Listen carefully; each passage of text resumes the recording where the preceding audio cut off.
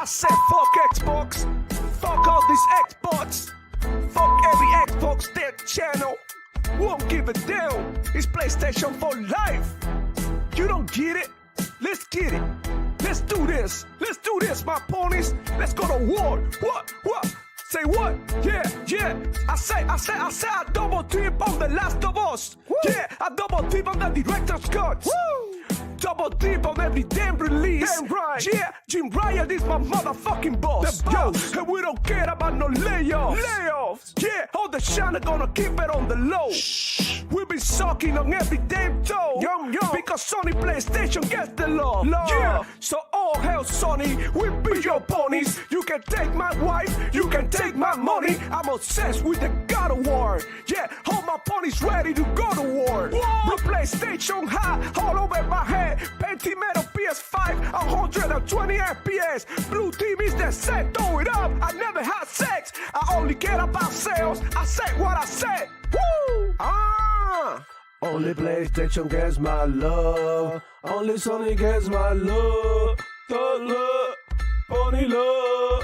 Only PlayStation gets my love. Only Sony gets my love. The love, pony love. Only PlayStation gets my love. Only Sony gets my love.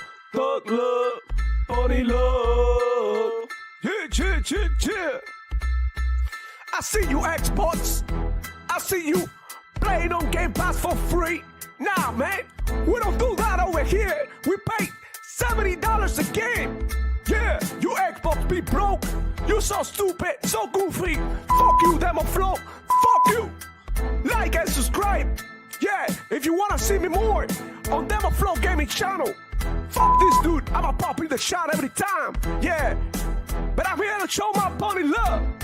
And you with it, Say what, say what, say what, say what.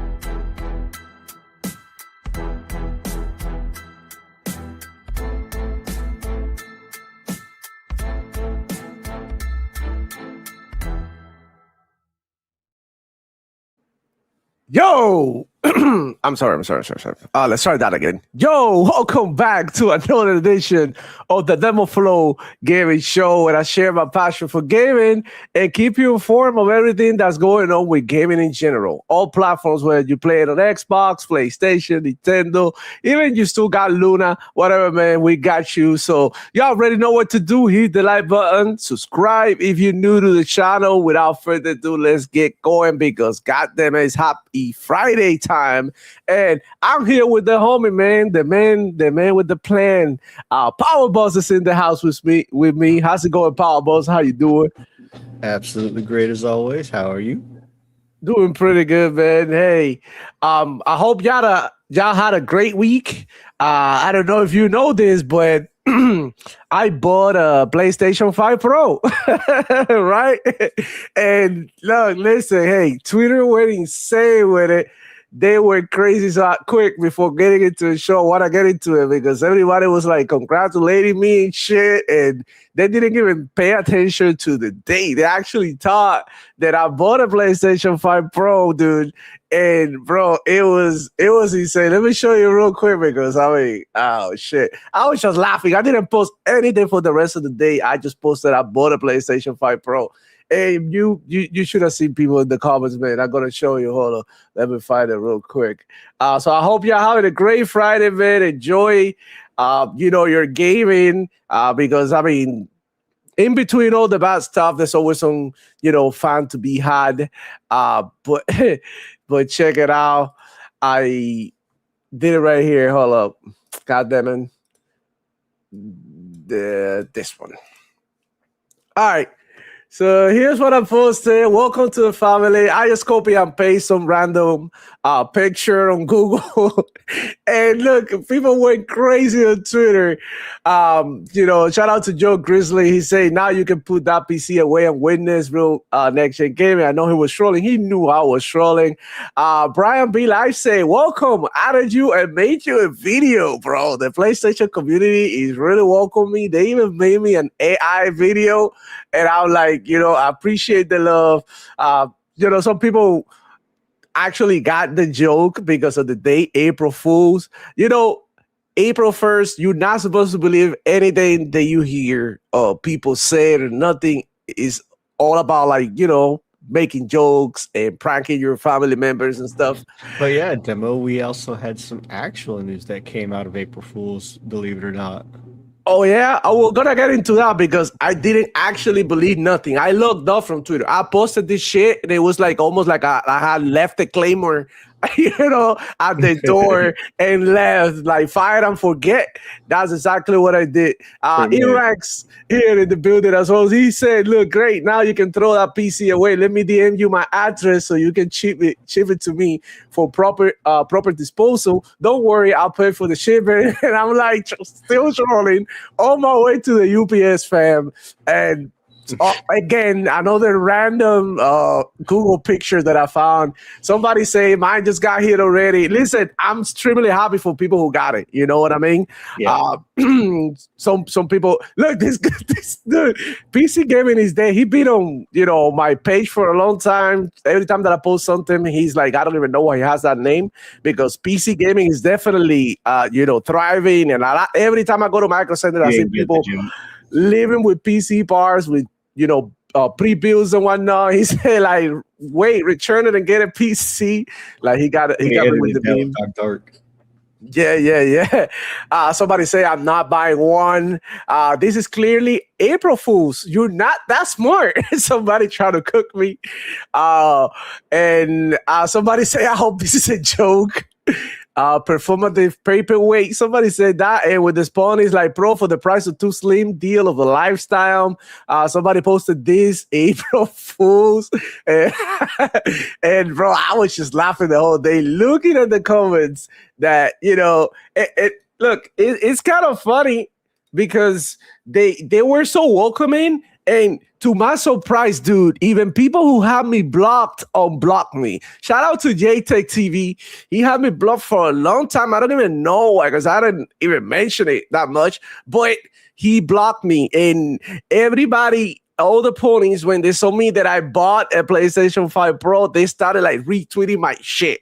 Like as if, you know what I'm saying? And it was like so much fun to see the people who in the past had hated on me for some reason. They didn't like what I said, even blocked me without having zero interaction with each other, decided to unblock me and share my tweet as maybe a gotcha moment. But I don't understand Pablos. I thought that was extremely funny. I had so much fun, and that one day, just because I promise you, I didn't even look at Twitter. I was just like looking at my notifications, but I didn't look at anything because I knew a lot of bullshit was gonna come out and a lot of fake news, and I honestly didn't want to like waste my time. I have money, and they fell for it, hook, line, and sinker. Yeah. I mean, like, and it's all part of the fun that we have with gaming. But look, let me tell you right here, right now, before y'all get upset, there is really nothing wrong with buying a PlayStation 5 Pro, even if it is super expensive. And I'm gonna tell you why. Because the minute that you get something that you like and it's expensive, you're going to go for it. Even if people tell you that's super expensive. Well, I want to have it. I have the money. Why not? Now, the reality is there are other options, right? So you really don't have to make such a drastic decision. But then again, we do what we do to play the games that we like. So I mean, for the PlayStation fans, if they want a little bit of a whatever better, visual fidelity, maybe they go with the Pro. I mean, the PlayStation 5 fat is kind of cooked, so I understand PSSR is getting better and better. And all the other upscaling modes are getting better and better. And that is, and we had this conversation behind the scene, Power Boss, how DLSS 5 and everything is like sort of like modifying or making gaming evolve in ways that we didn't expect it and don't necessarily agree with, right? But here, that's what we're doing right now. Upscaling. Matter of fact, Sony PlayStation traded 2 studios for, an upscaling studio or AI studio, machine learning. We're gonna get into those news, but first, let me address the chat, man. Shout out to all of you. Thank you for the support and for coming. And happy Friday, man. I hope y'all having a great one with the family. Welcome on in, everybody. Yep. I hope y'all doing great, man. We got Miguel Diaz in the house saying, let's go. He was the first one here saying, good Friday, Salty Friday. Indeed, man. We got Scene Sears in the house. Howdy, folks, and fellow great beer hookers. Happy Friday. Happy Friday to you, my guy. Billing us in the building saying PlayStation is trash. Oh, my God. We already started with the slander. Love BB Money. 801 with the laugh out loud. Who is this pony? We got Erex in the house as well. What's up, Joe? Let's go. Shout out to Demo and Pablo. Thank you so much, man. What's up, everybody? Dr. Scott's in the building. I was about to close this tab. Shout out to you, man. Yeah, I'm not. Yeah. Hey, by the way, I gained a bunch of followers just by posting that random picture on Twitter. Like, bro, PlayStation dudes, they show up, bro. Like, I'm pretty sure even Subitek liked my shit before he had, like, you know, a couple of things to say about me or whatever. But he even liked my tweet. I'm like, bro, like, these guys are like, I'm surprised I didn't end it in one of those like Nibs tweets that you know that they copies and paste everybody's picture who bought a PlayStation 5 Pro and posted like I said, hey, PlayStation 5 Pro is doing great. But we got Erex in the house as well saying, I'm still waiting for the jump PC in the middle demo. Glad you don't need it anymore. Now that you have the Pro, hell no, bro. I'm not gonna sell my PC. Hell no, I love this shit. Awesome April's Fools. The gaming tribalism is so funny. It is, bro. Like, if I have something negative to say about PlayStation, they hate me. They don't follow me. They block me. But when I, copy and paste the picture, everybody believes it blindly, and they accept me as one of their own, retweet, like, and follow. And it's just like, bro, like, you can like and follow somebody, not necessarily because of what they say, but because they speaking the truth. But it looks like the truth is something that they don't like too much, right? We got Lycos 45 in the house as well, man. How's it going? Jules in the building. Oh my God, everybody good?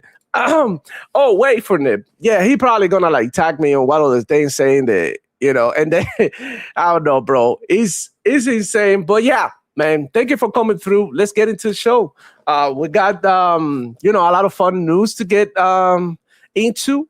By the way, I've been playing a lot of Crimson Desert. This game literally got me, like, I haven't played nothing else since the game dropped. I try to alternate and play some other games that I was playing before I picked this up, like The Division and Ghost Recon. I was really, really, really having fun with those, but this game is so vast and interesting, and the world so well crafted that you can just stop playing. It doesn't hold your hand. You have to figure out a lot of shit on your own. It could be frustrating at times, but I mean, other than that, I've been having a blast and getting killed left to right because it's brutal. Shout out to Bold Alpha Wolf. He showed up. Thank you for coming through. How's it going, man? I'm looking forward to getting into Crimson Desert as soon as I get my PC back. Yeah, dude. Oh, like, look, and here's the funny thing. I'm playing with everything on Ultra right now. Everything Ultra, ray tracing, ray generation on, all of that.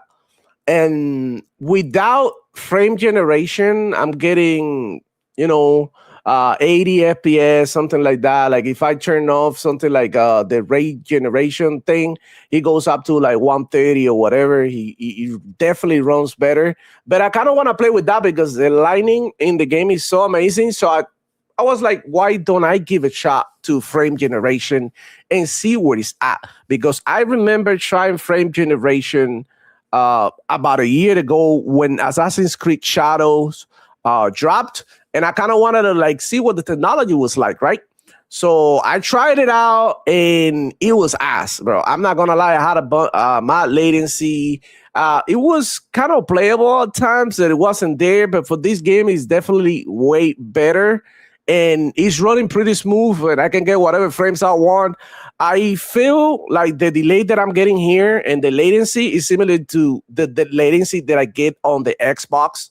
So I think it's like 28, 25 ms, 30 ms, something like that. So it's not that as terrible as people make it out to be, especially for a single player game. But I could see myself actually turning it off for some boss fights, because you really need that latency to be able to dodge and parry and block their attacks, because they're like, look at this boss was insane. Like, I try to fight this boss, and yeah, he totally cooked me at the beginning.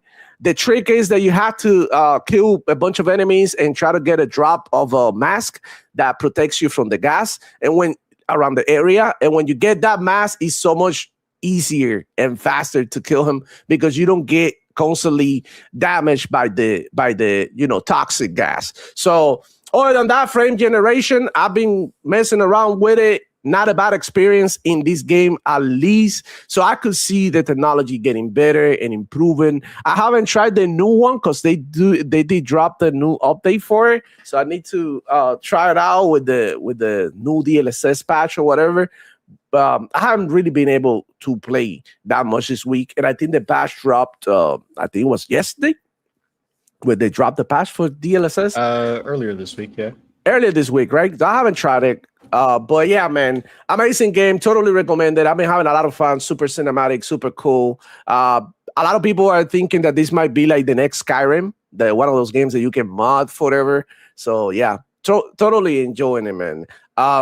But yeah, man, let's get into the news. Let me know down there in the comments what games are you playing, though, and let's talk about it as well. So first and foremost, the PlayStation 5 Pro and the PlayStation console price increase, right? That was something that we seen earlier in the week that happened.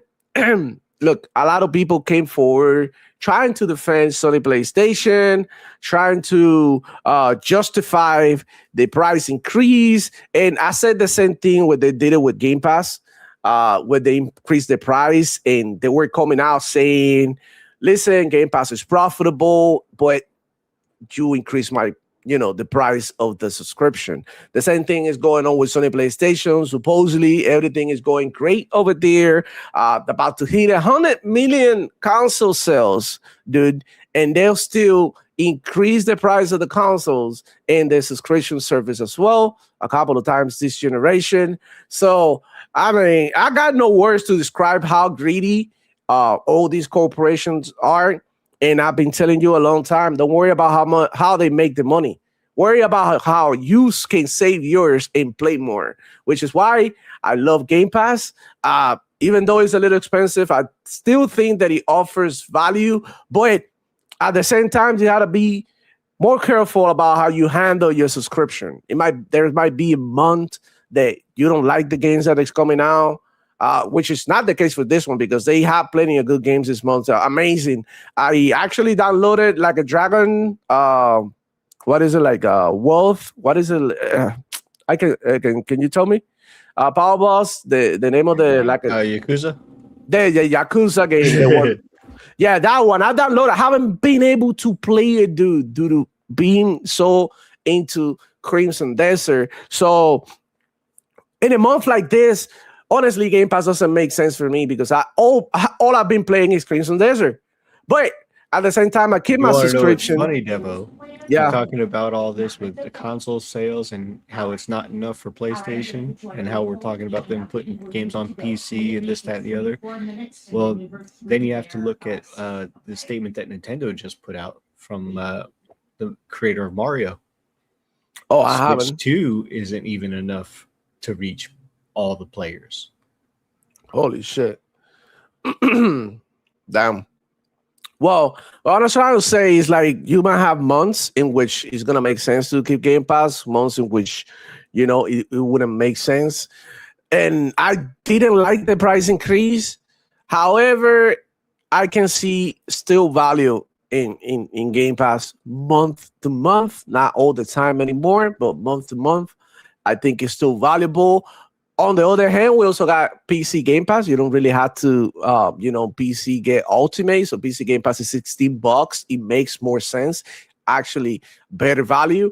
But the PlayStation as a brand, right, Sony, they super powerful, super popular. They're selling consoles left to right, and they still got the nerve to increase the price of the consoles. And the PlayStation 5 Pro is about $1,000 now. That's without the freaking things that you need to get for it, like the stand and all the accessories. So it is kind of ridiculous, right? And a lot of people like to compare the ROG Ally, right, to the PlayStation 5 Pro. They tell you PlayStation 5 Pro has better visual quality, all of that, which is true. The PlayStation 5 Pro might be more powerful than the handle, but can you take it with you? Right? Like it's different. With the handheld, you are actually having access to more stores, and you also have the ability to take it whatever you want. You can plug it in, you can mod it, you can do whatever the hell you want to a handheld. You got, it's a different type of device. If we can compare it to a phone, phones like the iPhone usually go for over $1,000 or more, right? Just like the Galaxy, etc. And this is more powerful than that. So I don't know. I don't know how I feel. I feel like these companies are getting greedy by the day, more greedy. And I do believe that console sales are not enough. And I think the real money still is in the games and in how much money you can make off of games. So how do you feel about these power bucks? Do you feel like the PlayStation 5 Pro still offers value? Because before it was expensive, right?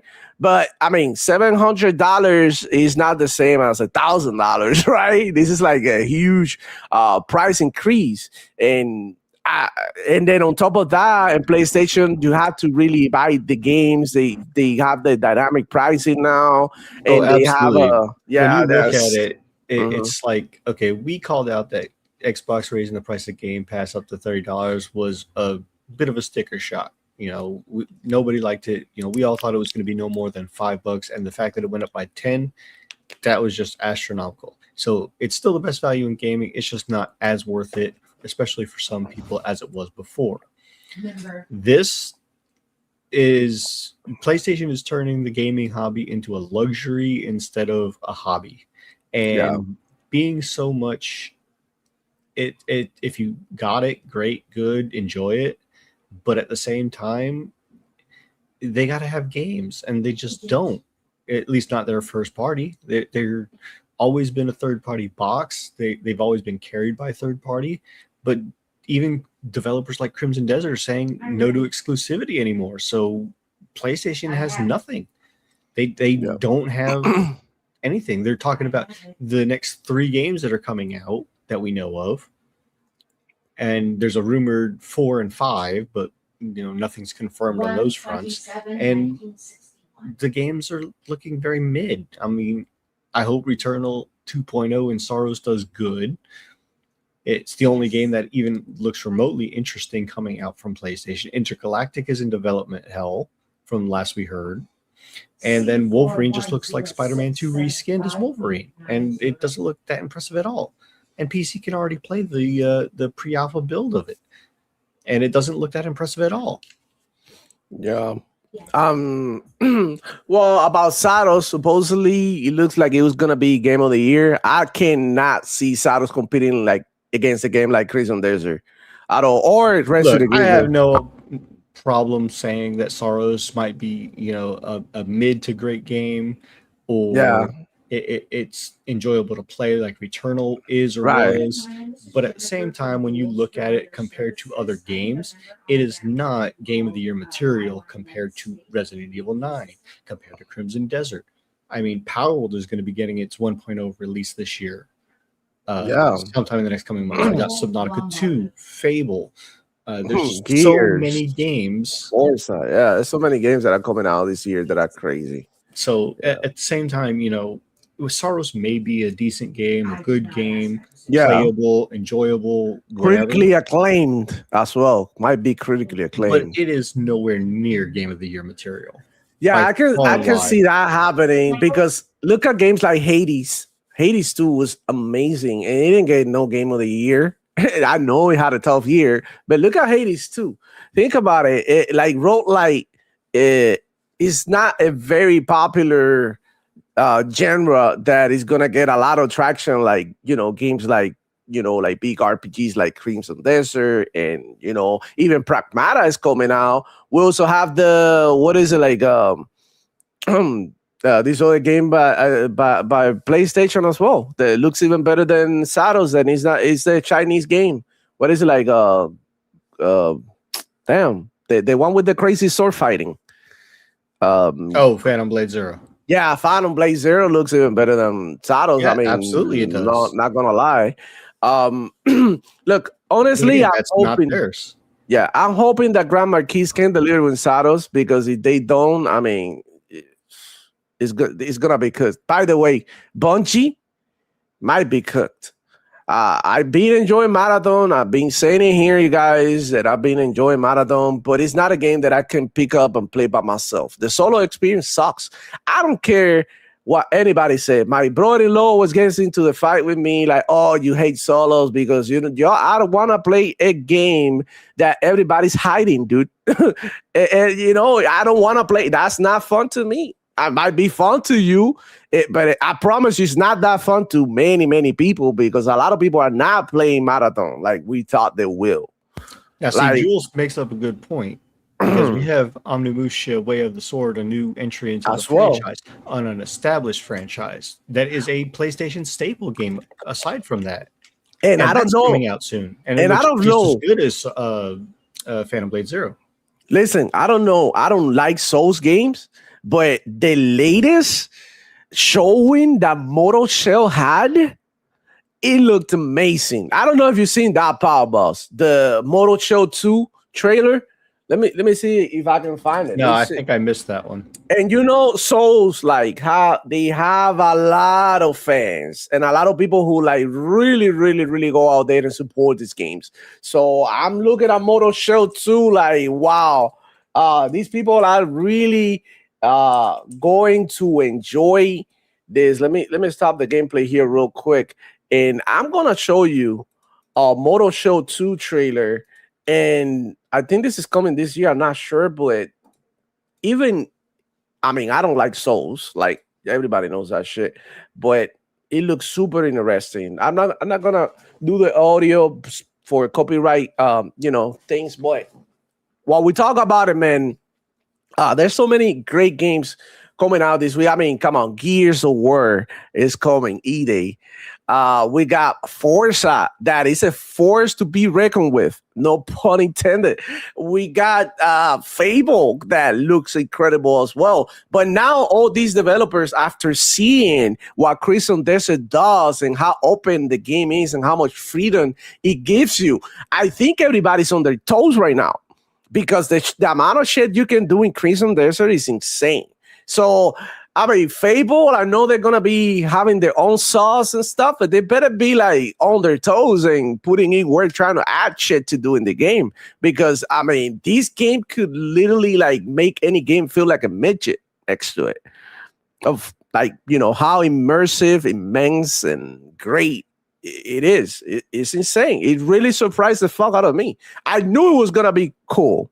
Yeah, but I didn't think it was going to be this cool.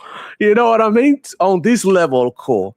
Bro, this game looks incredible. Mortal Shell 2, a lot of hype going on. And I could see a lot of people from the Souls genre really digging this one. Look at this shit. Look at the graphics. Look, this thing looks insane. And look at the animations. They improved so much. I played the first Mortal Shell. It was on Game Pass, and I thought it was ass. I played it. I literally couldn't even go through the first area. Like, I was going through people. It wasn't like I wasn't beating them. It was just like so slow. So kind of boring, like, but in here you get everything. You get stealth. The guy has like his own weapons. He has finishing moves. Like, he's super gory and brutal, and it totally looks like a actual current generation game, right? If you look at it, it looks impressive. Yeah, So I'm actually digging what this looks like. I've seen the first Mortal Shell. I don't know if I've ever played it, But yeah, definitely everything that this one seems to be doing is definitely taking it to the next level. Because I remember the first one. Yeah, it was mid. The first one was mid. I mean, It had maybe good Souls points. like people loved it, but I don't like that type of game. But this one looks Same. incredible, dude. I don't know. I might even be probably try it out or something. I don't know. Look at this shit. You know, looks brutal. Pretty amazing, man. So yeah, I mean, you got to really think about like going back to the conversation of the increase of the price of PlayStation. And I don't know if you see now that how RAM is going down in price because of the AI bubble sort of burst. So they're not like investing in AI as much, or I don't know what's going on with the RAM, but it's going down in price. I went to Micro Center the other day and I was able to find like 32 gigabytes for like $400, and that's pretty Wow, good. that's pretty nice, actually. Yeah. I think it was like 430 something that and I was able to see. I think it's the same ones that I have. Um, boy, now when you're looking for Not gonna like lie, I might 60, come down to you for the Micro Center. yeah, Mike, bro, like whenever you come down here to Miami, let me know. I'll take you to the Micro Center and we go shopping, bro. Like it's amazing, and the people over there are super cool. I'm actually thinking about going over there and do like a little blog for you guys, so you guys can see the store because it's like Disneyland for gamers. You know, you find everything from racing gigs to mouse, Correction, keyboards, Disneyland controllers. for PC gamers. Well, for all type of gamers, because you can get your monitors, you can get your headsets, you can get your controllers. You know what I'm saying? Like they have for like Okay, you okay, can even fair get enough. like retro consoles, like little handhelds that bring a bunch of retro games. I'm trying to pick one of those up. Different controllers, and it's just like things for the setup. Like little lights and little things that you can put in your setup, like mouse mat and like everything you can think of, like everything for streaming, everything like from mics to headsets to like it's just like a beautiful place, dude. And not only that, when you exit, they have like a Funko Pop collection thing that you can pick up your Funko Pops. They got like all these like little extra things for gaming, like cables and shit. Like I don't know, bro. It's just like a dope, So man, looking at this motor show, it looks incredible. I know, like, this is gonna be probably one of those games that people are gonna like really enjoy. I'm not sure about game of the year, but this is gonna be definitely a popular game when it comes out amongst the that Souls community. Other than that, man, yeah, PlayStation price increase, kind of insane, especially because how far we are into the generation. However, Xbox did it too, but low key, Xbox had like a discount thing going on now. I don't know if you've seen that. No, I didn't. Yeah, they had like the just for you thing Oh yeah, for okay, people I who did are see on the that. I did see Xbox that. One. And if you were if you were upgrading from the Xbox One, they give you like a nice discount on the Series S or X. You know, and listen, I don't know if you've seen the news about the PlayStation handheld. That was I saw something about it, yeah, but that was but on my information was also coming from a April. random post of Tripster. Yeah, April's Fool type shit. So they were saying that the next PlayStation handheld was gonna be stronger than the Series S. That was what was going on around. I don't know. I don't know how true is this, but it could perfectly be because I mean, if you think about it, the Nintendo Switch might even have a little bit of an edge over the Series S. I think. Not so sure about it because I don't really, compare those too much. But The only thing that the Switch 2 has over the Series S is that it has the ability when docked to be up to 4K output, but so far nothing that they've put out on the Switch 2 is 4K. I mean, they still don't have Elden Ring, the Tarnished Edition, right, Borderlands 4 isn't there yet. Everything's getting delayed, skipped, or facts. everything on the Switch 2 is lower graphics and quality, frame drops. It's just ridiculous. I'm glad Switch 2 is getting support finally Yeah, from third parties, but at the same time, most of what they're getting isn't worth it because it's already out everywhere else. Yeah. Now, if Switch 2 is your main platform, you don't have a PC, you don't have an Xbox, you don't have a PlayStation, great, good. More people get to play the game. So fine, more games for the gamers. I've always said that. But at the same time, just like Starfield in like 4 days coming to the PlayStation 5, it's going to be the worst place to play it. Sure, the graphics are not going to look any better than Xbox Series X. It's going to be, still far less than what the PC can do, but it's going to be the worst place because it doesn't have the mod support. So things that are broken in the game, things that you want to improve in the game, because it's not going to magically make the loading screens completely disappear. Sure, they're revamping it so that maybe you can do less loading screens, but the core fundamentals of the game are not going to change. It is not going to say, oh, now it's all of a sudden such a Cyberpunk 2.0 moment that now the game is good. No, it's the same game. It's got new features. It's getting new updates and things that are improved, but it's still the same game. When you play on Xbox, when you play on PC for Starfield, that game alone, there's an entire team out there that are building Star Wars mods. It put the entire planet of Tatooine in there. And it's a completely new planet. It's not a predestined planet that was already in the game previously. This is completely brand new, built from the ground up kind of thing.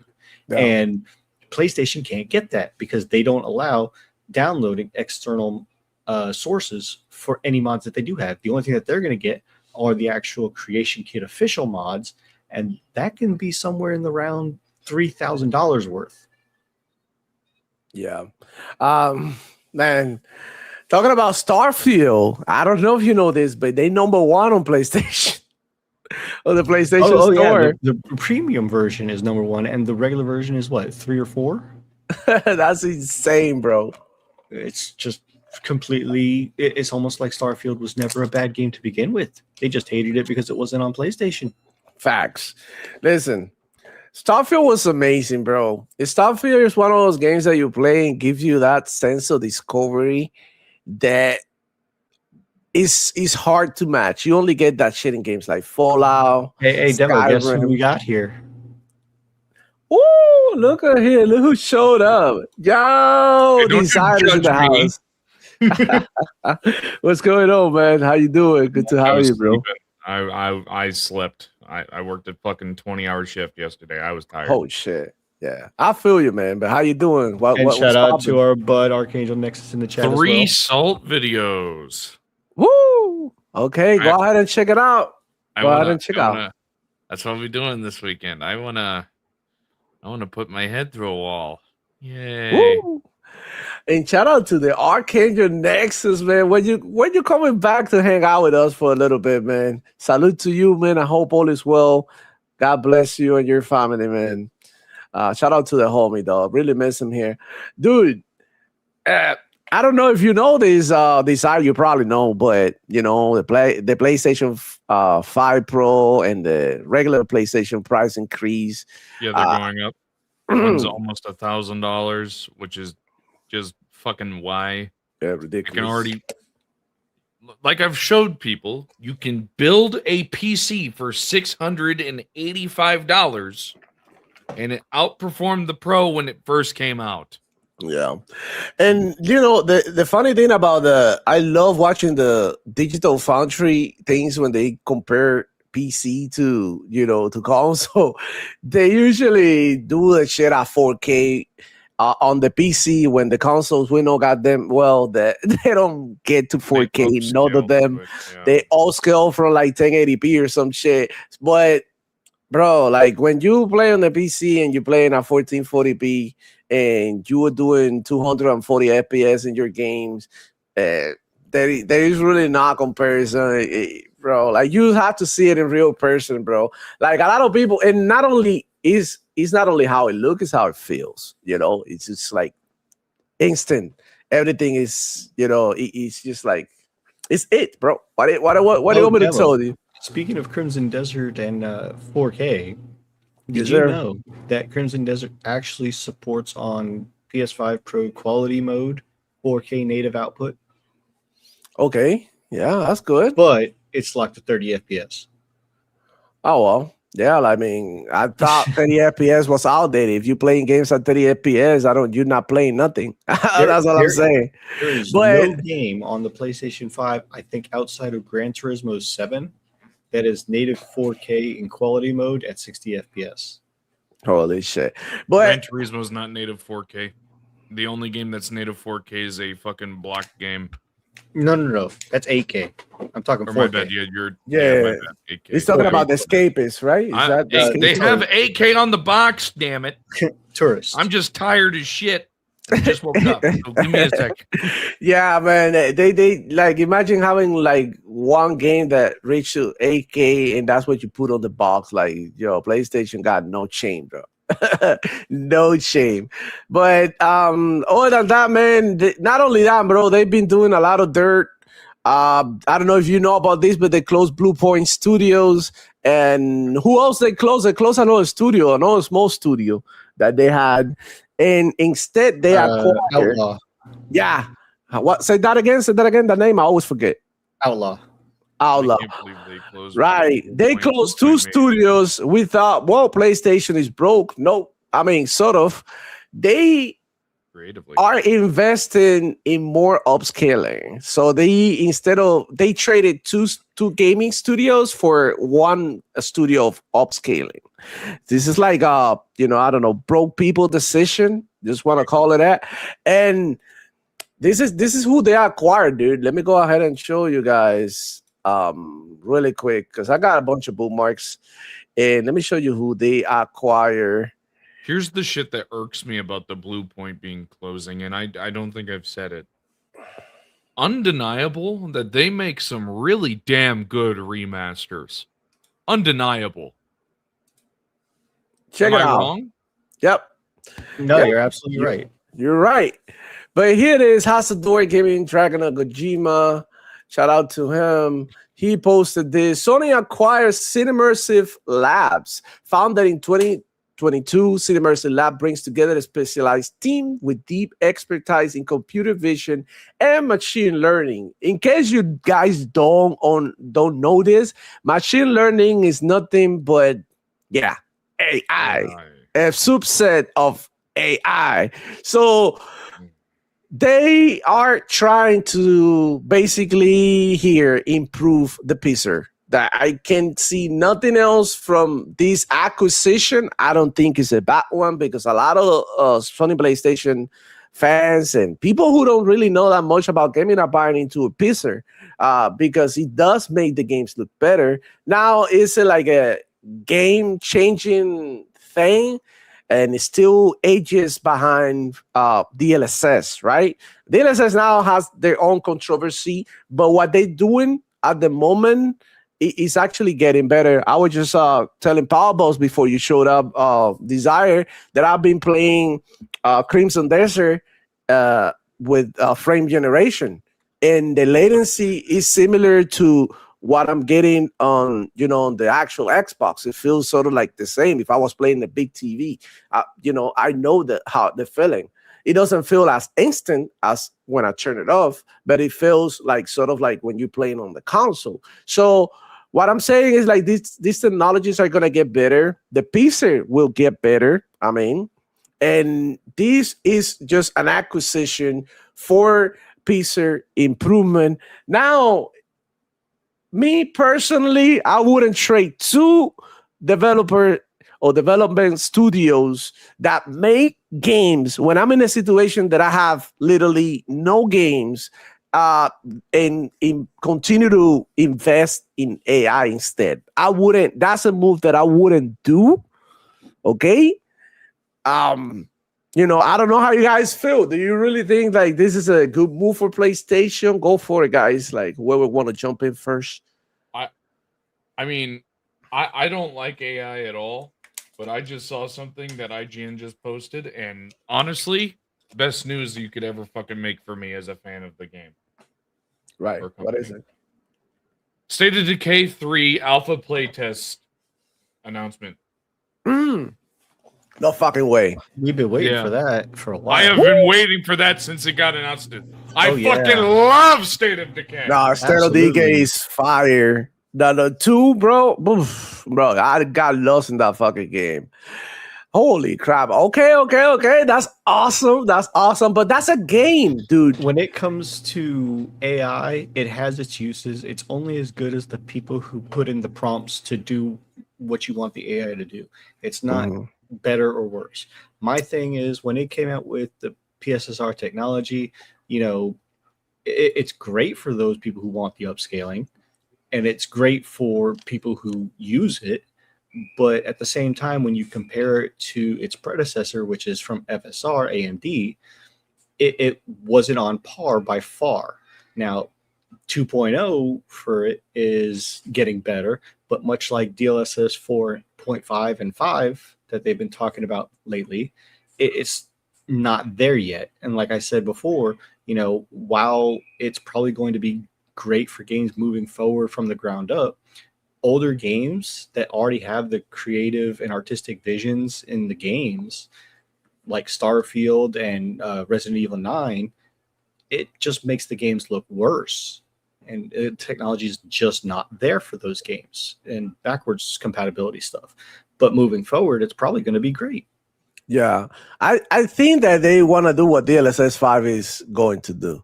I think that, a lot of people criticize it and shit, but Sony, is really licking the lips at this because they know that that's something that Sony PlayStation fans, they're very visual, right? And they like so much graphics and things like that they can't wait to get to that level to go ahead Now, and I want to also preface this. When they Yeah. said, oh, but you can just turn DLSS off. Yes, on PC you can. But when it comes to games that we got just last year, Dune: The Dark Ages, that's a perfect example. If you don't have ray tracing on the latest and greatest cards, you can't even launch the game. So Well, just keep that in mind. It's going to I be a had to look. standard I and a had to look requirement. that. I had to look into that, but I don't know. Maybe they just patched it or something. Maybe we have to see the situation with that. But yeah, I mean, some of the games are gonna have higher requirements than other games, and that just how it be. Also, some people still wanna like run like 15-year-old cards. They still wanna do it. I get it. They don't want to, but I mean, maybe it's time to upgrade, bro, because shit be moving, bro. And how we're gonna get better graphics and how we're gonna get better games and how we're gonna continue to move this team forward. And we're still stocking old hardware. I'm not saying we And should be let's make no upgrading every mistake. year, but I mean, 15, 20 years is already old.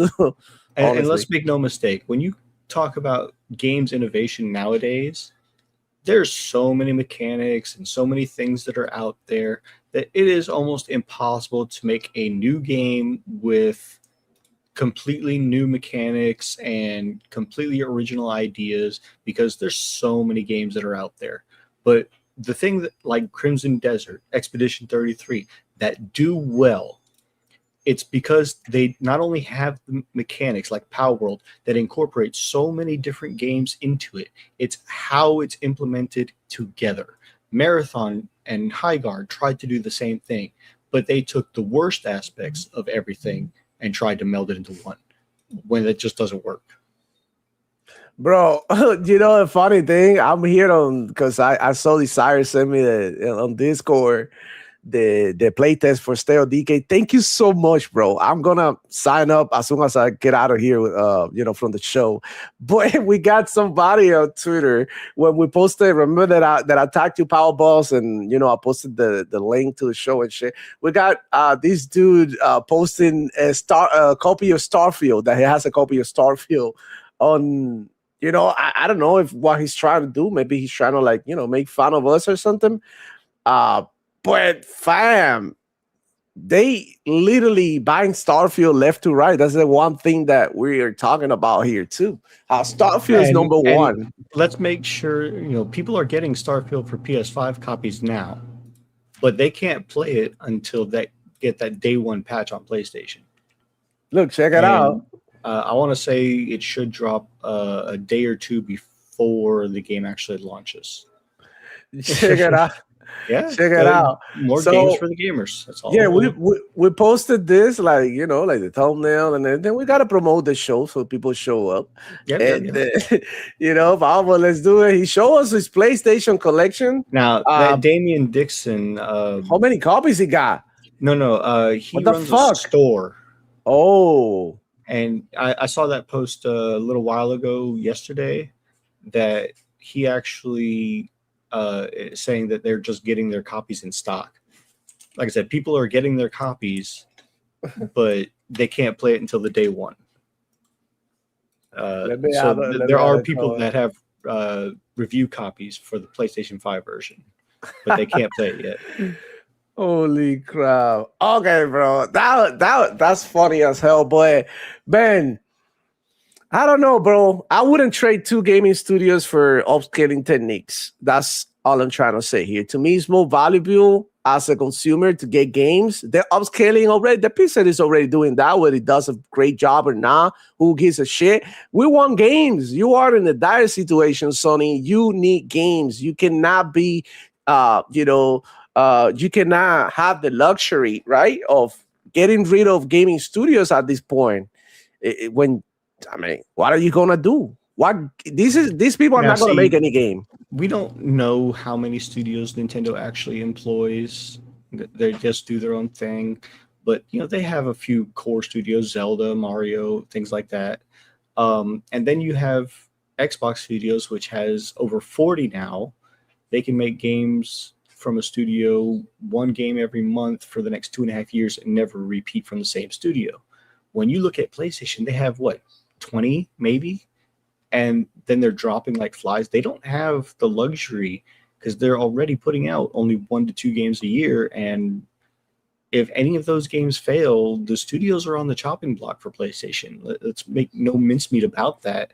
Yeah. And it's just sad when hey, if they're gonna get the studio to help incorporate either games that are out to improve them for any sort of an update, or moving forward, helping studios that are making games, that would be fine. But closing 2 studios and then acquiring this one, it shows that PlayStation is struggling. Yeah, it really goes to show. I mean, they closed 2 studios, they acquired 1. So right there, it seems like, okay, we're gonna sell this so we can buy that, right? That's what it looks like. And then they raise the price of the consoles when they're doing so great. So, I mean, if you're doing that great, what are you increasing the price of your product? It doesn't make sense. But yeah, that's the situation that they're in. But, they smart. Like, new information just came out. The faction was canceled last minute before it was shown to the public, that the game was developed 80%, was ready, about 80% ready. And, it was heartbroken for the developers to find out last minute that they were getting, literally tanked. And not to mention that everybody who was playtesting it was enjoying the hell out of it and saying it looked to be a really great game. Yeah, it's totally a bad decision. And there was a recent interview here with, the director of the multiplayer from Last of Us, Factions. And he was heartbroken in the interview, bro. You could tell that he had poured his heart and soul into this game. And, this totally broke him. So I'm going to go ahead and look for the bookmark. He has a little bit of a, snippet. It's not like too long, but I'm going to, if you want to, I'll put a link, the old interview here, you guys, so you guys can go on the chat if you guys want to save it for later. But yeah, let me go ahead and remove this one or this one, and let's go. Let's hear what he had to say. This is only 3 minutes. Not to mention, he got told not even 24 hours before the official reveal trailer was supposed to go up, and how they were excited about it. This is terrible. And there's 1,029 people on the Discord trying to fucking. I'm sorry, I'm just losing my shit. Yeah. So listen, a lot of people think that I hate Sony PlayStation.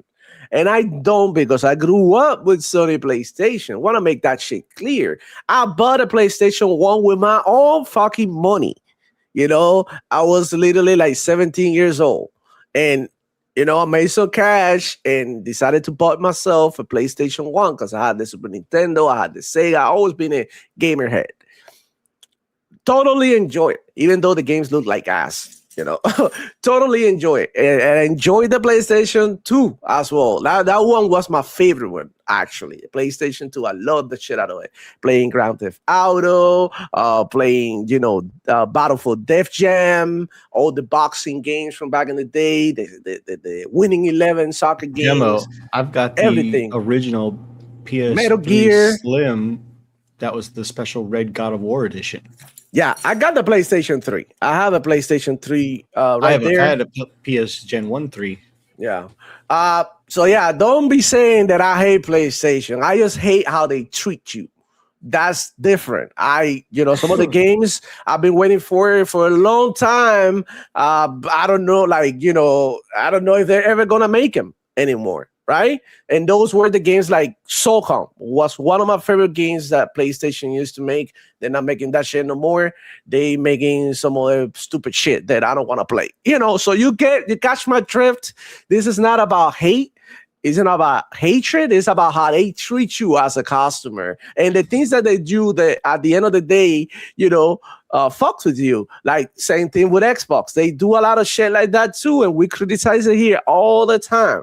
Like, when they stopped with the FanFest and now they bringing back the FanFest. PlayStation doesn't even have the FanFest. I want to put this out there, Demo.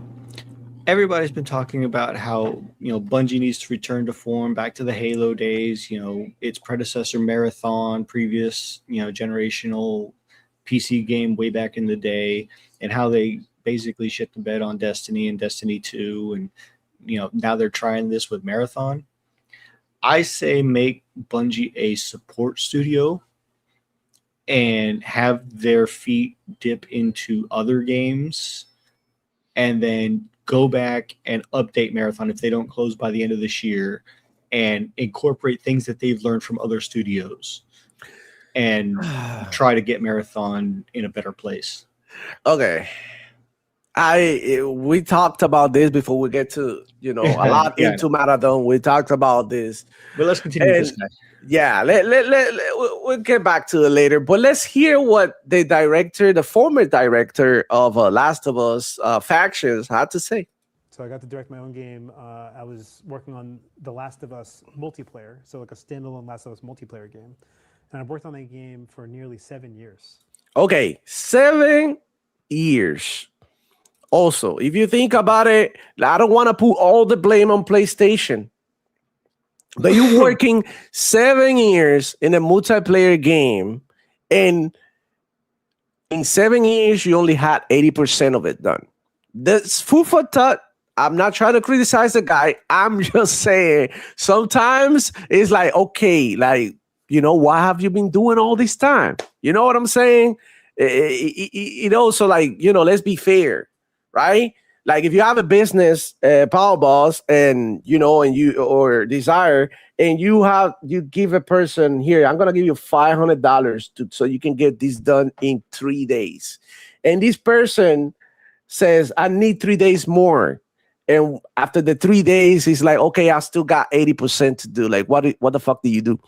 You're like, bro, like stop playing with my money, like get the fuck out, right? Like that's literally that's the rational business decision to make, right? So I wouldn't put all the blame in Sony in this one, but let's hear what he got to say. After 7 years like this, I would say if it's 80% complete, make sure it has some sort of an end game, get it to like 85%, and then release it to the public and give it an alpha, a beta, pre-test, playtest, service land, early access type shit. Yep. Especially as a multiplayer game, and get fan feedback and say, okay, we hear you, we see what we need to do, we see what you guys want, and we see which direction we have to go to finish up and get this out to you. That would be the product, and that would be the smart move.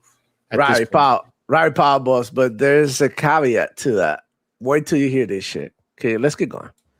So I'd worked on it from 2017 to 2016 roughly to 2023. Unfortunately, the game got canceled. So what happened was during COVID, the game industry saw a huge growth because everyone was at home. So in 2020, money was flooding into the game industry because people were playing a lot more games all of a sudden because they're at home. What else do they They have had to an do? excuse. They told them you can't do anything else. Not just that. Right. So we all know about the spike that the video game industry experienced during 2020.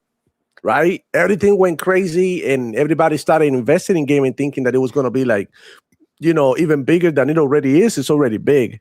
But I think that they got ahead of themselves and they overspent or over invested in it. And then after they started seeing, a slow decline because people were actually going outside and doing all the things, they started realizing like, damn, maybe we it's time to clean up and try to get some returns because we actually owe it invested. So let's keep going. That online games specifically saw a huge boost because people wanted to play with their friends. They couldn't see their friends, so they had to play online with their friends. So Exactly. Gaming, and it's one of the reasons why I love video games. It's one of those things that I have friends that unfortunately they're not here in this country with me. They live, in other countries, in other places, and this is a way that we connect, right? We get together, we play games together, we reminisce. So, when we were growing up together, being kids, right? This is our social environment. And I see it this way, and I know a lot of people see it that way. There's some people who don't really want to play with nobody, they want to do their single player games type shit. But I mean, at the end of the day, the majority of people play games to connect with each other. I think that's one of the most beautiful things. online games got a huge boon. So Sony, along with all the other, Sony is the owner of Naughty Dog. So Naughty Dog is a first-party company of Sony. So Sony decided to put a lot of money into online gaming, like everyone else was. And so that's part of why The Last of Us multiplayer got funding, and we got off the ground, and we made a lot of progress. And the game was doing really, really well internally. We developed it almost to 80% completion. It was very Okay, so not even 80%, almost to 80%. Okay, could be 75, could be 70, could be 69. very, very close to done. But then all the forces that pushed the game industry in 2020 were the reasons it started declining in 2022, 2023. So as people returned to the office, suddenly people didn't have as much time to play games. That spending reduced. The economy also went down. And so all that money that flooded into the game industry was not going to be able to sustain because money was getting pulled out. They had to also kind of collapse the spending they'd spent. Like they overspent basically. They were overzealous. And so one of the casualties of that was this game I was directing. Basically, at one point, a decision had to be made. Okay, make this game or make the next game that Neil Druckmann was directing. Okay, so Neil Druckmann comes into play here, and he was directing one of the Horizon games, I'm guessing. And that's one of the reasons why this game got, sentenced. No, Neil Druckmann's new game is the Intergalactic. Ugh. But he's talking about back in 2023. Yeah, that's So- when Intergalactic, I'm sure, started.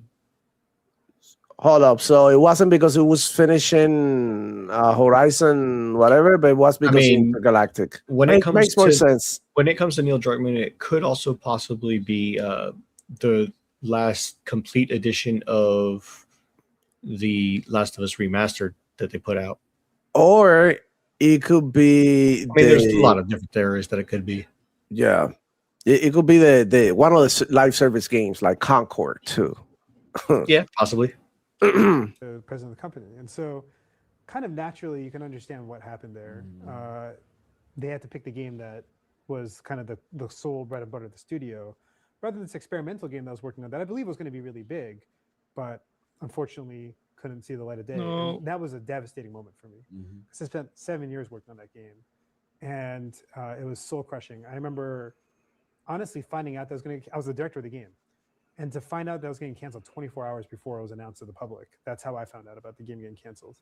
and it was just unfortunate. And they have to do that because they have to control the messaging. And Did that hurt you more than being walked out of the office with your box? Damn. Remember when they walked out? What was it like? Bunny? I forgot her name. Yeah. 10 times more because this is something. You had This is something I really cared about. Yeah, but you had so much invested in 7 years of investment. And you remember I was telling you. Investment, yeah. Remember I was telling you that what inspired me about the games of the '90s was they came from a core inspiration of something from outside of games. All right, so that's what I had to say. Last minute cancellation with before he showed it to the public and whatnot. How do you guys feel about this one? Feel about Yeah, what? it's definitely heartbreaking to see something so passionate that was almost to fruition all of a sudden get, canned. I mean, we look at Bethesda and they're coming out with ES6. ES6 has been in development. It was shown back in 2022, I think is what it was debuted. It's almost been 10 years since the game, the last iteration of Elder Scrolls was made from Skyrim. And that game is still kicking. And Bethesda, we know, makes janky but great games. They're literally the current king of RPGs. Any way you want to look at it. Desire loves the Oblivion game And Fallout. and the Fallout series, specifically New Vegas and 3, and that's fine. Me, I'm an old head. I enjoyed Daggerfall back in the day. And that was my go-to because you can Scorn do 7 so years many. ago. Oh, shut it! But at the same time, when you have games that people are excited for, people are looking forward to playing, that people are enjoying, and you look and see that everything is moving in that direction. And then all of a sudden it's just ripped out from under you. That's heartbreaking that the dev is, put so much time and passion and effort into something that he believes will do good. And then higher ups from him, the parent studio of Naughty Dog says, hey, either make this live service game or move on to the next game. Then, you have to weigh your options.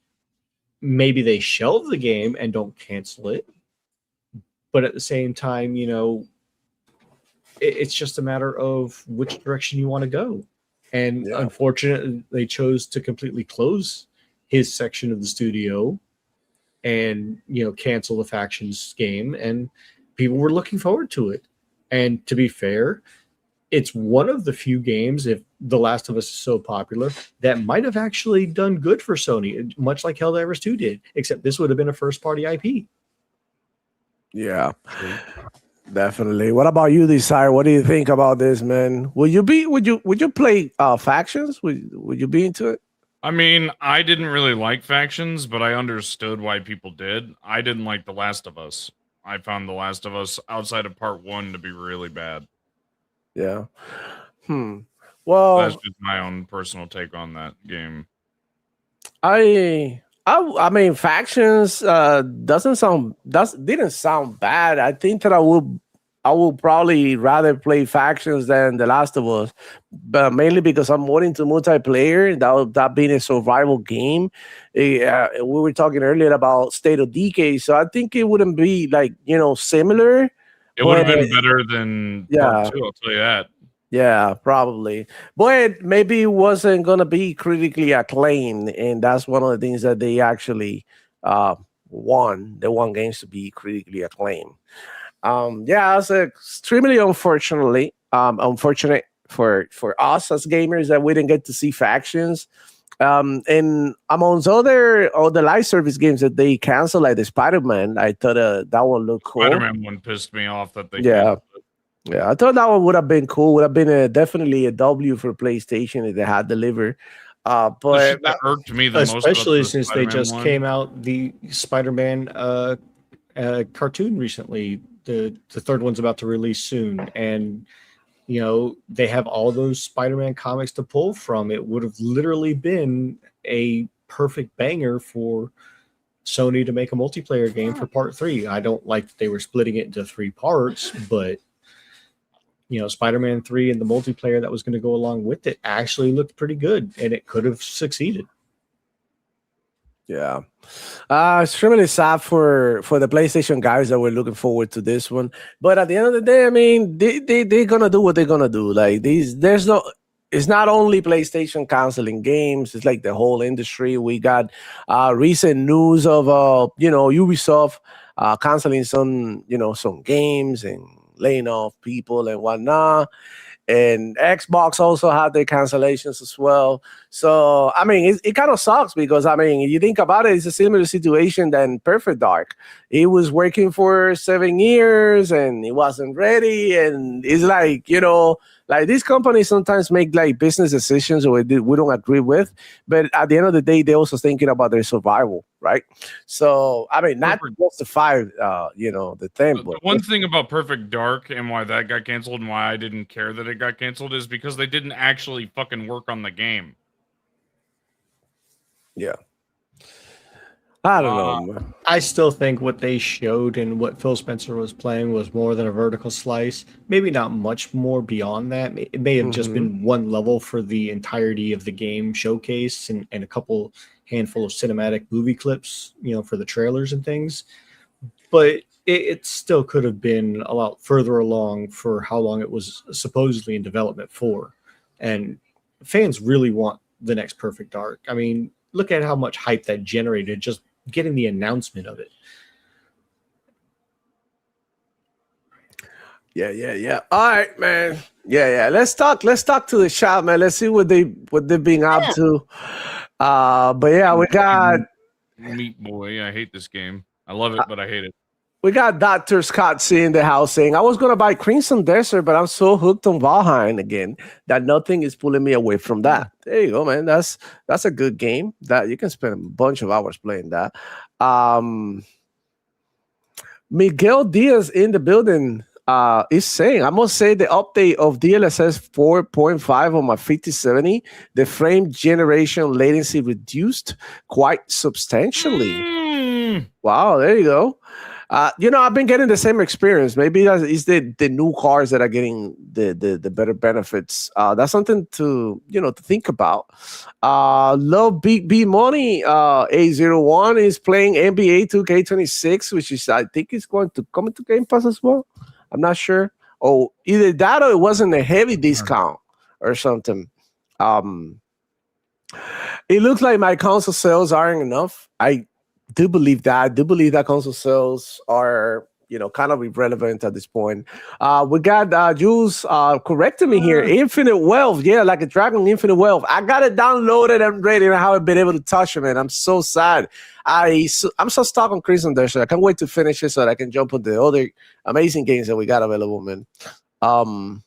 Space Shot in the house is saying premium is a really good value that is purposely being ignored so bloggers can complain about Ultimate. Yeah, there. Yeah, Ultimate price is not cool, but thankfully we got premium and we got all the tiers. Now there's a rumor about having another Game Pass tier that is only gonna be for the first party Xbox games. Treon, right? Yeah, codename Treon. I thought you were gonna talk about the Netflix one as well. I don't know how I feel about that, bro. Well, supposedly the Netflix thing is being bundled in with the Treon as the starting tier for the Netflix. Okay. So if they do a bundle for Netflix and he ends up saving money because I do have Netflix, I can fuck with that.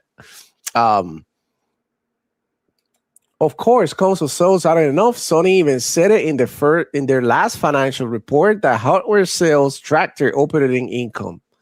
But people want to pretend the console itself isn't profitable. They were always loss leaders, but the platforms used to sell way more first-party games too. Okay. We got Dr. Scott in the house. Sony software sales are hurting them. Even the decent seller isn't generating enough profit to meaningfully grow. I do believe they're struggling a little bit selling games. Jules in the house. Only game I give a fuck about is potentially Wolverine, God of War remake, and cautiously intergalactic.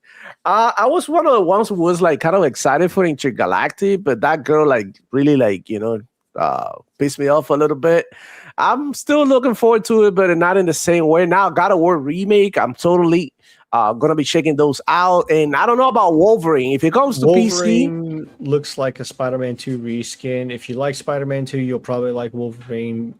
To me, it's not going to do any better. it's not gonna move the needle for It's you. not going to move the needle. The God of War remake trilogy, everybody's happy that they're finally, going back to their Greek saga roots, but they have openly admitted that they're changing the fight mechanics, which I'm not looking forward to seeing and how that's going to be.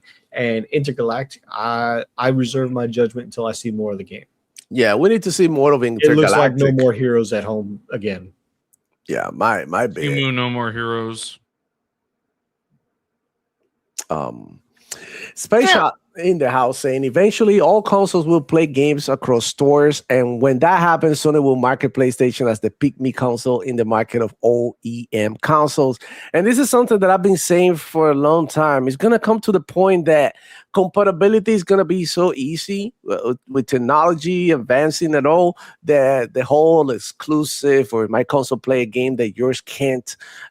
It's just gonna be stupid at that point. I think it already is because we're seeing the Series S and the Nintendo Switch playing Cyberpunk. I just thought of something, Demo. So fucking dumb. That Netflix tier subscription thing and codename Tryon. What if that's the code name for the new free Game Pass tier with the ad support? With the stuff, too? ads, maybe. Yeah.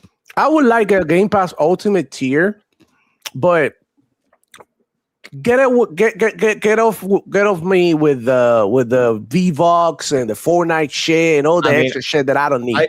I still Please. say, put a price value on everything and make it a toggle of what you want within your service. That would be ultimate. Thank you. What do you want? Xbox first party games? This is a starting point. It's $10. Okay. Do you want to add day one third party games? This costs you another $10. Thank you. That's all I need. I don't need none of all the extra bullshit, the perks, all of that. Now, for those who play Fortnite and take advantage of the V-Bucks or who haven't bought the makes sense to you. Games, go ahead, add it to your subscription. Make it cost $5, $2, $3, $10 here and there. Make it curated. Don't have it more than the current $30 that it's currently enrolled in with Ultimate as it is. If you want PC and console crossplay, then there you go. That's another slider that you can do. And you can, it would be a nickel and dime thing, but you wouldn't get the needless things that you yourself are not going to take advantage of. Right. We got Lycos 45 here saying Phantom Blade Zero. Thank you for correcting us. Yeah, Phantom Blade Zero was the game that I was talking about that I said that it looked better than Satos. Straight up. Onimusha Way of the Sword. I'm way more excited, says Jules. Yeah, that's right. When we're talking, that's what when we were talking about Satos, right? Being possible game of the year according to some previews from I don't know. Dr. Scott is saying, I skip PlayStation 4, skip PlayStation 5, zero FOMO, I buy Returnal, Spider-Man, Tsushima, and deep discount, but I have too many games, too little time already. Facts, bro. Too many games to be like handling these many ecosystems.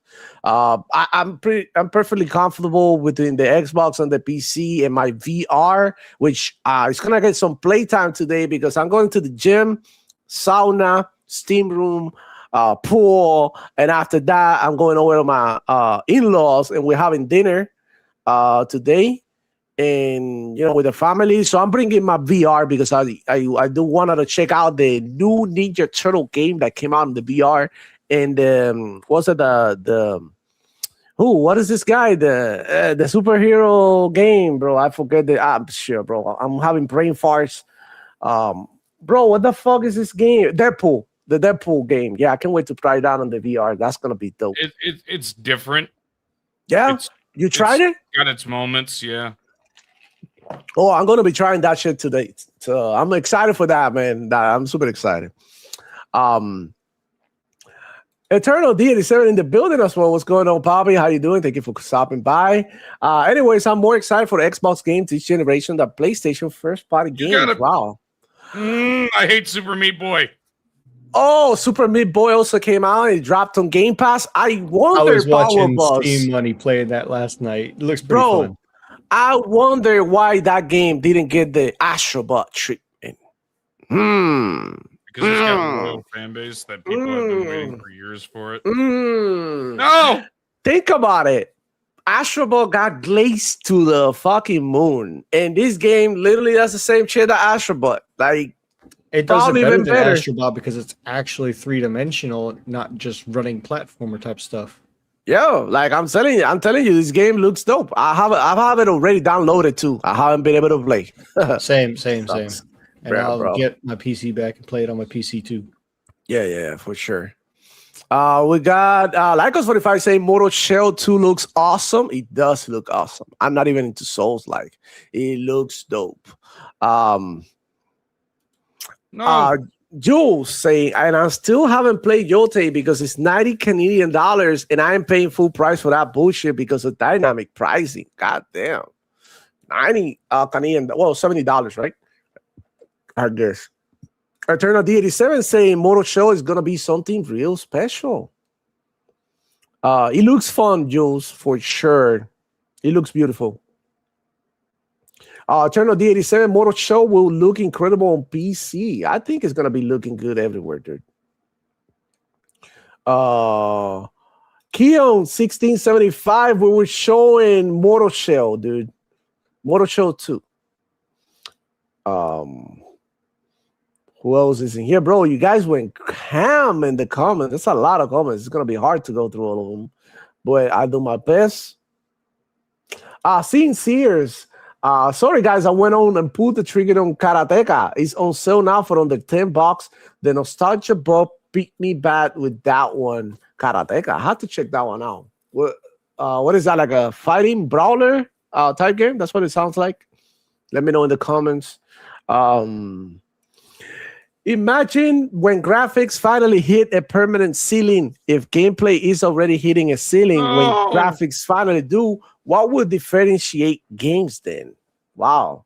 I think it's gonna come down to, like, how creative you can get, and Yeah, story. like I mentioned, it's mechanics that are already in games previously and that have been released over the years and decades. It's how developers take those mechanics and incorporate them into new and interesting ways in games moving forward. It's combining them correctly. Right, we've got Bold Alpha Wolf saying, I think innovation is getting a little stagnant. Yeah, I don't think we've hit a gameplay ceiling. I think Crimson Desert, right? And I know it borrows from a lot of games, but it's like, in my opinion, the complete package. I think the only thing that you can actually craft to here. But yeah, you can farm, you can have your own base, you have your survival elements, and you can cook, and you can mess around, create even your own skin, like your own dye for your clothes. You can like put it together and decide based on the ingredients that you use, what colors are you gonna, dye your clothes with. He offers puzzles, boss fights. Okay, so when you're playing against a bunch of enemies like normies, it's a hack and slash, right? And brawler, beat 'em up type shit. God. You can play even as a wrestling game if you want to, right? And then when you play a boss, it becomes a Souls-like, right? Sort of. So I think this game is showing the creativity, that you can still be creative in game design. And the world, I don't know, Pablo, if you've seen the vistas and the landscapes that you can find here, everything is so handcrafted. Everything is so fucking detailed. Look at this part. Bro, this game is on another level. So I do believe I do have a couple of games in mind that are coming. And one of the other ones is a Chinese game. I don't know if you've seen it. It is a fighting game similar to Where Wings Meet. It looks sort of like that, but it's like sort of like the Avatar. They do this. Yeah, I think I saw something about that recently. Yeah, I can't remember the name right now because I'm really bad with names. But bro, that looks incredible too. And I think the gaming could still advance, and developers can still be creative. We got games that came out last year, like for example, Schedule One. That was super creative. I wasn't expecting that one to hook me, and it was like in my top 5 game on the favorite games last year.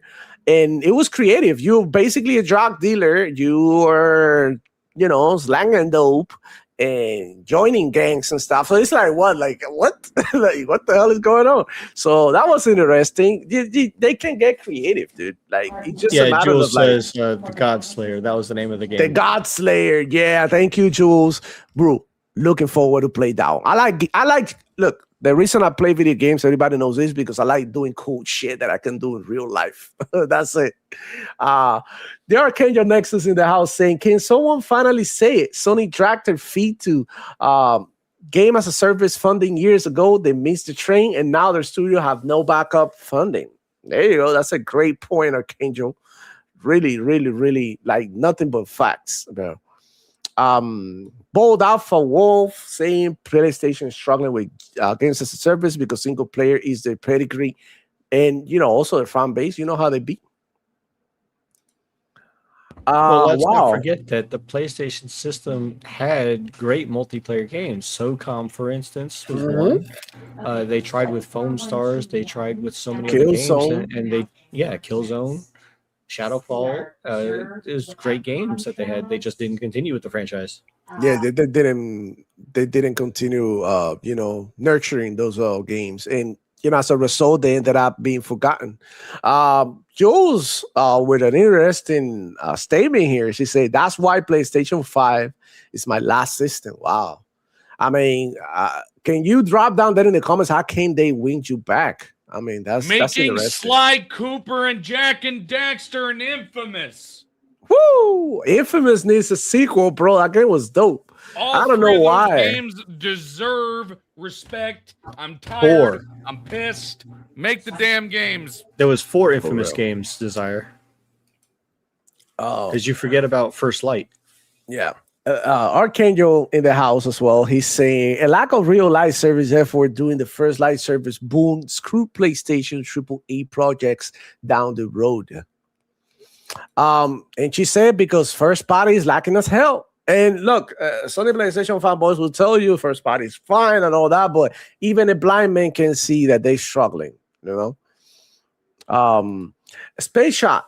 It's a nice story, but I'll be hard-pressed to believe a great game is canceled. We have Concord, Marathon, and plenty of bad games that get released. There's so nostalgia being tapped into here. Oh, wow. That's interesting. That's an interesting point, dude. At least for the Spider-Man multiplayer, the league said they need 2 teams to rotate between seasonal content. I mean, that's the thing, dude. Like if you were doing a live service game, you need a team full-time giving you content, like creating new stuff and updating the games. Maybe they thought that multiplayer was gonna be like back in the day, games would release with 0 updates. I remember one of the first games that got DLC back in the Xbox 360 was Battlefield Bad Company. You got the Vietnam DLC that you had to buy separate, right? But before that, games will come out and have no updates. Like you get what you get, and that's it. There's no new maps. There's no DLC. That's it. You get that until you have to wait until the next one. Remember that shit, Power Boss? But now we got constant updates, and it's a different ball game. Xbox makes single-player games that come with free live service experiences, but Sony can walk and chew gum. Why? It has to be the money and the lack of live service player base. The perfect example is a game like Halo and Gears. You think about it, Halo 5. Let's go back to Halo 5. They dropped a bunch of fucking things to do in Halo 5, throughout the life cycle. I know that it wasn't as popular, but you think about it, they did. The same thing with Gears. They added maps, they added, different modes, they added high busters. So with Forza, they added a bunch of DLC. And all the time they keep on updating the games. That's true. Don't forget, when it comes to Halo, 90% of the best of the gameplay was the Forge mode, where players can make their own maps and do their own fun things with it. Mhm. That's where the bread and butter for Halo shined as well, and they took that away with Infinite. Wow, Space Shot with another, like strong statement. He said, if Spider-Man multiplayer was fun, they have finished it. For all we know, there were probably problems. Back games get released all the time. That's true. I just think Sony wasn't working against a service without taking the time to create it, like COTs or Grandeur or Elder Scrolls Online, and that you nailed it, dude. I think that's it. I think they just want to release the game, be super popular, and not having to do nothing, and just having make money passively for them. And that's a mistake. Live service game takes a lot of work, and a lot of care. Actually, so a lot of people really hate games as a service, but a game like, for example, like Call of Duty gets criticized all the time. But the amount of content they give you, bro, cannot be denied. Whether you like what they're giving you or not, that's another $100. But they do give you a lot of content. Games like Fortnite gives you a lot of Apex Legends content, constantly dropping new modes, new skins, new everything for to keep the players engaged. And that's one of the reasons why these games are successful, because they continue to nurture the fan base and, the fan service and all of that. And that's very important when it comes to live service games. It takes a whole lot of dedication and passion to make these games, good. I mean, there's some other companies that don't have the resources to maintain these games. And, I'm not saying the live service games are the way to go and that every game should be live service, but they should definitely have a little bit more respect for these games and the amount of work that it takes to maintain them and keep the player base engaged. Like, they had to go crazy with it, man. And I feel like one part of the gaming community hate the live service games because we have bad experiences in the past, like Concord, right? But not every game has to be Concord. Take a look at all the games like Fortnite and Apex Legends and even Call of Duty Warzone. Regardless of how you feel about them, people still playing. They're extremely popular, and there's a true fan base behind these games. And when the next one comes out, the next Apex Legends, a lot of people are gonna jump in. When the next Fortnite or the next version of Call of Duty drops, a lot of people are gonna keep playing. They're gonna complain, but a lot of people are gonna play. And the same thing with all the games that are not even first-person shooters, because live service, you could have all the games that are live service that not necessarily have to shoot. You have games like Throne on Liberty, right? That constantly receives updates, and they're not the best, whatever game, but they continue to improve the game after patch. And it's a beautiful thing to see if you watch a game grow from the get-go. Like a game like Apex Legends is like, wow. Like when I first tried it in 2019, well, when you go and you play it now, the difference is humongous, right? You could argue that cheaters and, there's some bullshit that you don't want, but the improvement is there. The same thing with, with games like Fortnite. The Fortnite that started to the Fortnite that we get now is insane. I don't even like Fortnite, but kudos to them for keeping the game alive for so long and keeping it nice and fresh for people to hop in, whether you're a new or old player. And I think that they deserve a little bit more respect for that, though. But at the same time, it's up to the developers to get creative and also come up with their own way of giving you. Well, let's not forget that service. Epic also had that 1,000-person layoff of. Oh yeah. But I still went ahead and claimed the 2 free games this week. That's not gonna stop me. I'm gonna tell you that much. I know that it was kind of messed up. Oh, actually, it was really messed up that they had that delay. But what can you do, man? That's how it be in this industry. People go through delays. And I've seen some people saying that Fortnite is in trouble. Like, bro, Fortnite is not in trouble. Fortnite gets about 1 million players daily. Go ahead and look it up. Well, Fortnite is not in think trouble. About the people that they laid off. A lot of them were the top and original people from Fortnite. You know what's happening? That Unreal Engine 5 is not like what they thought that it was gonna be. They thought everybody was gonna go they're ahead and already pick up. talking about Unreal Engine 6. Yeah. Oh, of course they're gonna make another one, but it wasn't as successful as they thought it was gonna be. At the beginning of the generation, if you think about it, a lot of people were using it, but a lot of more developers now are using either their own engine or they are, fiddling with different engines. This game right here, right, doesn't use Unreal Engine 5, and a lot of the games that are coming out don't even like touch Unreal Engine 5, and they coming out well optimized. This game is well optimized on PC and console both. Came out way better optimized than games like Dragon's Dogma. Dragon's Dogma was a mess at the beginning. It was a mess. I love the game. I really enjoy it. I finished it and everything, but it was a mess when it first came out, when it came to the performance, right? But this one came and I had no issues with it. The same thing with Borderlands. Borderlands came out, it was a mess. And other Unreal Engine games came out, they've been a mess. And it's the thing. Unreal Engine is super easy for the developers. All the assets are already made. So they go ahead and drop the game like that. But they forgot that, okay, you're using the engine for this type of game, you need to optimize it. You need to clean up. You need to make sure that, the game runs well too. It's not like just putting everything that Unreal Engine gave you and dropping it like that. You have to clean up. And I think the last part of the process is what was missing in the engine, and maybe for, the next iteration of Unreal Engine 6, I'm sorry, they can fix some of that when it comes to optimization, make it easier for developers. But how much easier is Unreal Engine going to make it for you, though? They give you like everything done, animations, assets, like buildings, landscapes, textures. I don't know what else developers want. I think ultimately it comes down to the developers either being lazy or not having enough funds to drop the game, at the time that they actually need to drop it. And they do what you were talking about, Paul Boss. Okay, we drop it now, even though we know it's not ready 100%.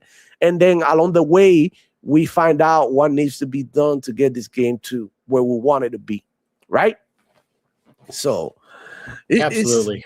It's just a lot of shit. But yeah, I think the failure, not failure, but like they didn't reach where they want to reach with, with Unreal Engine. I think that's the bulk of the layoffs, not so much Fortnite, developing team, because they're doing good. They're still like, Fortnite's been around for a long time, dude. Is it been 10 years yet? I think it's been 10 years. I think it's been 10 years since Fortnite came out, and it's still getting 1 million players daily. Like, well, go ahead and roll that. It was PS4 and Xbox One, so yeah. Yeah, when I say 1 million players, I'm saying they're getting 1 million players, all platforms combined. Okay, all platforms combined. It's not just PlayStation or Xbox or PC. No, everything combined. Go ahead, look it up. Over 1 million players daily. To put it into perspective, Marathon barely makes it to 30,000 on Steam. And Steam has 70% of the players, Marathon players, already came out, the news and everything. So I wonder how many they got on console. Maybe 15 and between 15 PlayStation, 15,000, and maybe like 10,000, 8,000 on Xbox. So think about it, man. Shit's getting real, dude. We got CSM 101 T series. They said a while back factions wasn't feasible because they would have to pull devs away to cover live service updates, and it was. Hi, Steve. Yeah, and it was a choice. There you go. They are squandering resources, and that's what I keep on saying, dude. Like, people get this idea PlayStation is reigning supreme, but the resources are limited. They're not Microsoft. They don't have limited resources like Xbox. Even though Xbox had their own like limitations, like they still got Microsoft as a parent company to back them up. So that's what's going on. We spent 7 years working on something great, and then we realized we couldn't do it. But then Concord comes out. Look, I think the guy's telling his true perspective, but the overall story, nah. And it makes sense, dude. It makes sense. And maybe that's why at least Concord came out, because it wasn't ready or it wasn't good. But they were like, we're already here too far. Let's drop it. I think they should have done the same thing with Faction. Drop early access games, bro. Like, early access is such a lifesaver. I give you a perfect example of a early access game that I bought day one, and today is a completely different game. Is Great Zone Warfare. It's an extraction shooter that started as a pre alpha, like early in development. They dropped it for like $20. I picked it up. Today, the game, this week, actually, the game received an update that completely changed the whole shit. I already got it. And it's so much better than it was before already. It's insane how much of a change he's done. He even broke the records, right? Concurrent player records. He got to 30,000 players on Steam for the first time. And look, people are coming back to playing the game. And now when the game receives an Xbox, the update, they might even break, their concurrent player record again, because they continue to improve, added new things to the game. People already have it, bought it for the cheap. And you got the new people who are joining through word of mouth, because they watch the favorite content creator covering, or because it's seen a sale on Steam. And it's supposedly coming to consoles as well. And it's really amazing, bro. Y'all should check it out. Anyways, guys, we got Riot Gaming. Wow, this was a long time I didn't see these, bro. Shout out to you, Riot, man. He said Nvidia said PC gamers are not enough and went to AI. Well, it's happening everywhere, dude. I think the AI thing with gaming is not stopping anytime soon. And this is not only in graphics, but it's gonna come down to gameplay. It's gonna come down to things that are gonna be happening as we play the game that AI will be doing.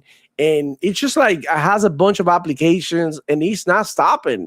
I've been saying this a long time. If you don't like AI, and if you don't care for AI, if you despise AI, because I know a lot of people really, really, really hate it, man, like you better start looking for another hobby. And even if you're into another hobby, AI is taking over too. You are into cars. Great. I put this post out. It was like a 17 long post that I made demo a while back, a couple weeks ago. Mm-hmm. And I explained that if you hate AI, that means you hate gaming, period.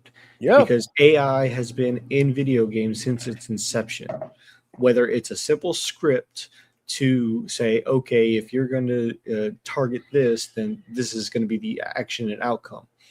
But the only thing is now, with when you get to subcategories of AI, like generative AI, it's just still the same fundamental thing. It's just changing the way it does. That's why I'm not against things like AI art or AI helping you in video games and things like that.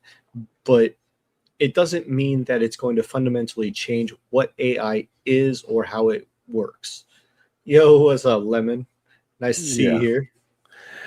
Yeah, AI, bro. Like, I'm into cars. Well, I used to be into cars heavily, not anymore because not in the streets anymore like that. But even if you're into cars, like now people show up with a Tesla and like, bro, like that shit has some AI all over. Even with cars, you're talking about cars that drive themselves through the cloud. You have automatics and manual transmissions. You have electric and gas. There's so many different choices of cars. And cars that park themselves and drive themselves. So exactly. The Mercedes, the Series, not the Series S, but the S class, gives you massage when you sit down the 550, whatever. I'm like, what the fuck, bro? Like, not long ago, the homie came and picked me up in one of those, and I sat down, bro. It was funny because it was laughing. I sat down and the seat squeezed me. Like he grabbed me. Like the seat grabbed me. Like I'm like, bro, what the fuck? Like pause. Like what the what are you trying to do to me? And then that shit started giving me a massage. I'm like, bro, what the fuck? What a flex, yo. That was crazy. But yeah, man, like everything is changing. It's just a matter of like adapt or that's it, or get off, like literally. Is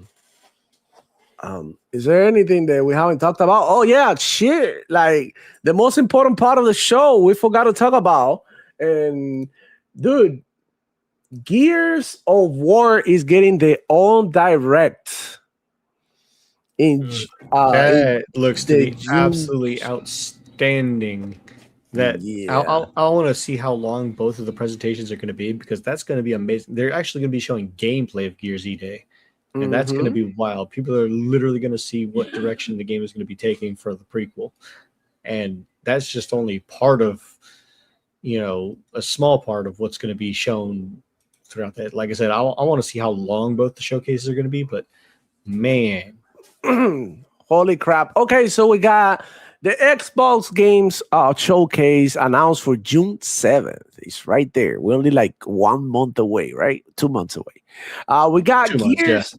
Yeah, 2 months. Gears of War E-Day direct immediately following the Xbox games showcase, dude. Power Boss, how excited are you for this?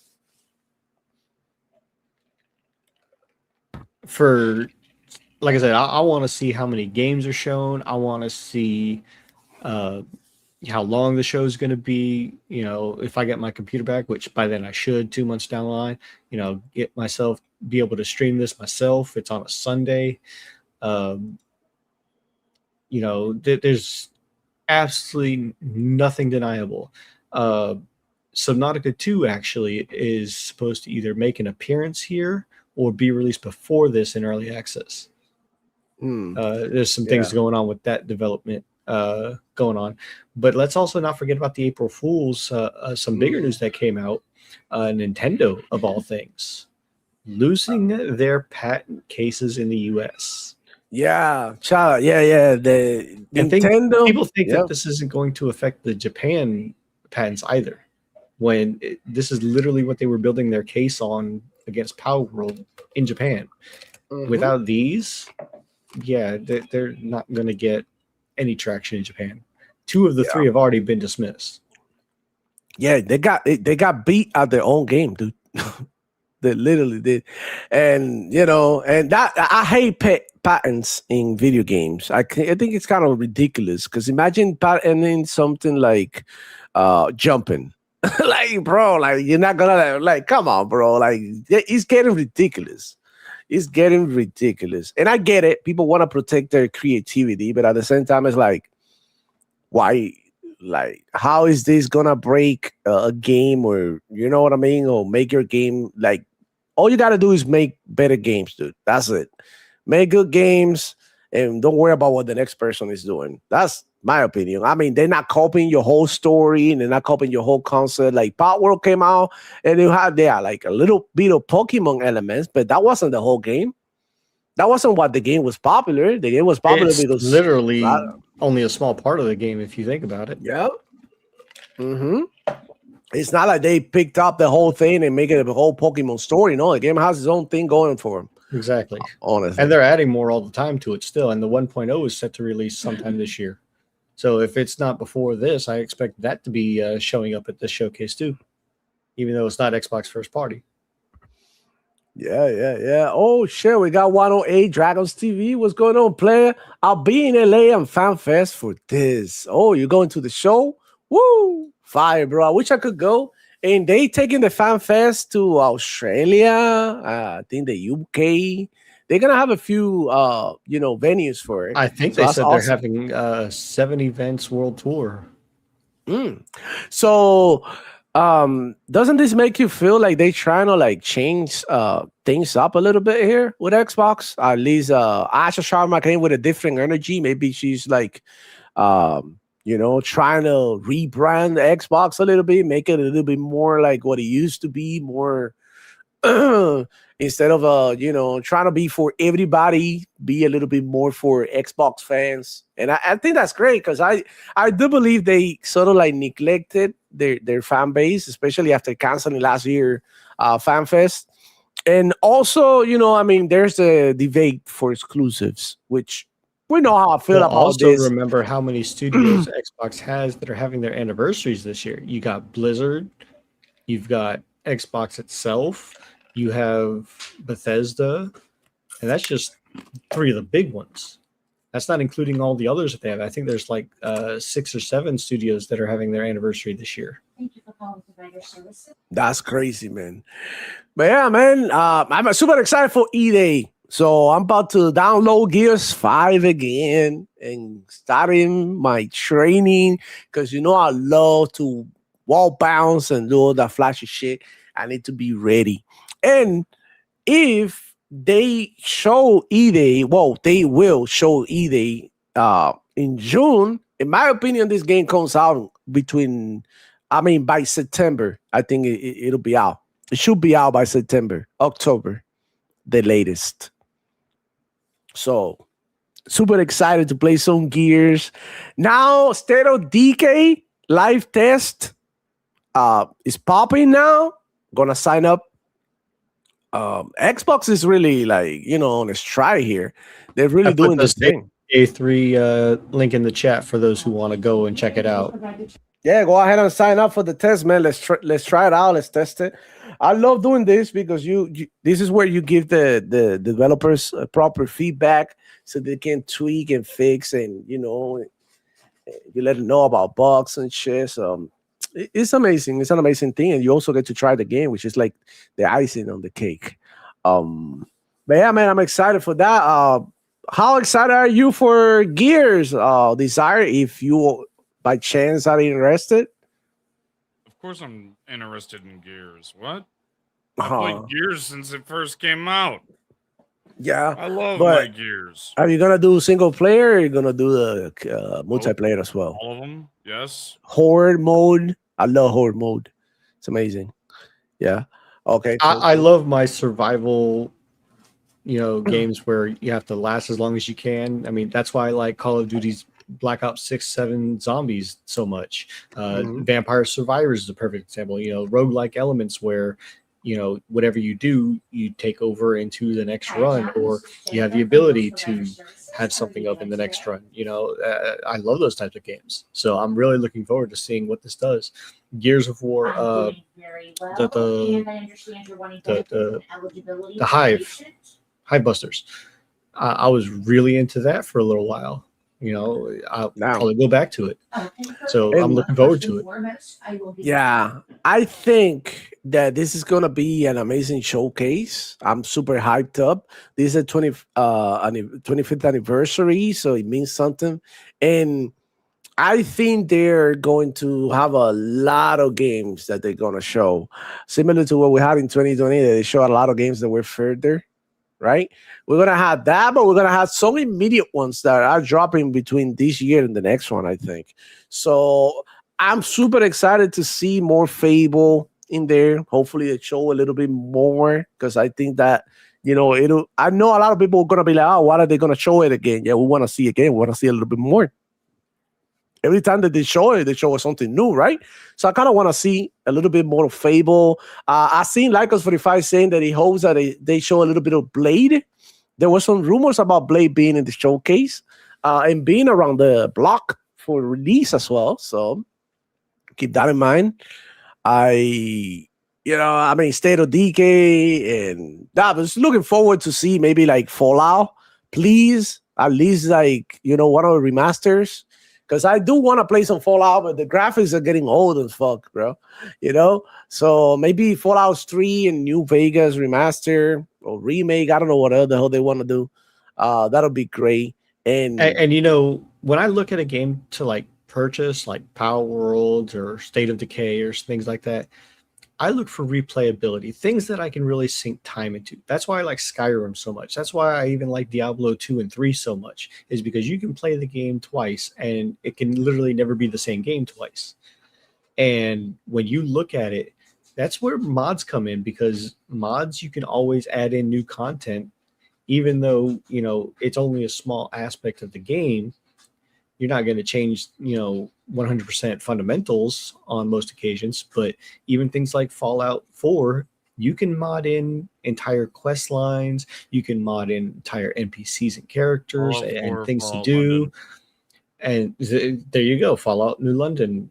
That was a great mod that people came out with, and it's only getting better. And they are recently there was some news recently about Skyblivion that's supposed to be really, really good. Insane, dude. I just can't wait to see what the hell they're gonna show. But yeah, man, we're gonna live on that note. Thank you so much for coming through, you guys. Shout out to Chad. You were amazing today, man. Shout out to Jules, Lycos, Space Shah, Archangel showed up. We got Bold Alpha Wolf, bro. Like, man, all of you guys E-Rank. We got Eternal, D87, bro. Riot Gaming, bro. Bold Alpha Wolf. All of you guys, man. I'm sorry I couldn't mention you. All of you, thank you so much for hanging out with us this Friday. I can't wait to see you next time. I probably won't have a video upload in a while because I'm super caught up with work and everything. This month is insane. Next Friday we're going to have some big news to talk about because Starfield releases in 4 days on PS5. And we also got the new DLC as well, man. Bro, I need to finish Crimson Desert. It's fucking sad that I won't be able to play today at all, bro. Oh my God, it's killing me inside. And tomorrow I won't be able to play at all as well because I'm going to my in-laws, to my father-in-law that is somebody's birthday over there on this side.